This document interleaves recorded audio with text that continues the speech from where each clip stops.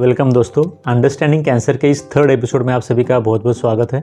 आज हम जानेंगे कि कॉमन ट्यूमर और कैंसर का ट्यूमर इसमें क्या अंतर होता है या फिर ट्यूमर और कैंसर में क्या डिफरेंस होता है। बहुत से लोग एक्चुअली ट्यूमर और कैंसर को एक ही समझते हैं, लेकिन असल में इन दोनों में बहुत बड़ा फर्क है। ट्यूमर का मतलब होता है शरीर के किसी भी हिस्से में टिश्यूज का अनकंट्रोल तरीके से मतलब अनियंत्रित तरीके से बढ़ जाना, जिसकी वजह से एक ट्यूमर फॉर्म हो जाता है। तो ट्यूमर दो प्रकार का हो सकता है। एक होता है बिनाइन, मतलब कि एक सुरक्षित या फिर सेफ ट्यूमर होता है जो कोई खतरा नहीं पैदा करता।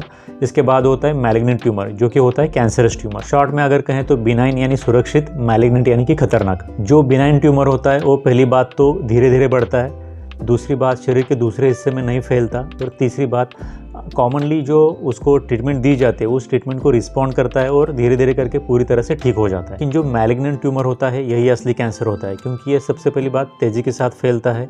दूसरी बात अपने आसपास के जो सराउंडिंग टिश्यूज होते हैं उनके अंदर भी ये फैल जाता है। हमारे बॉडी के अंदर जो खून और लिम्फ होते हैं उनके थ्रू ये बाकी के बॉडी के पार्ट्स में भी फैल जाता है और वहाँ पर भी कैंसर पैदा कर देता है। तो यही असली कैंसर होता है। इस बात को आप हमेशा याद रखिए कि हर ट्यूमर कैंसर नहीं होता, लेकिन कैंसर की शुरुआत हमेशा ट्यूमर से ही होती है। इस बात को हमेशा ध्यान में रखें कि हेल्थ को समझना मुश्किल नहीं है, बस सही तरीके से समझना ज़रूरी होता है। Thank you very much.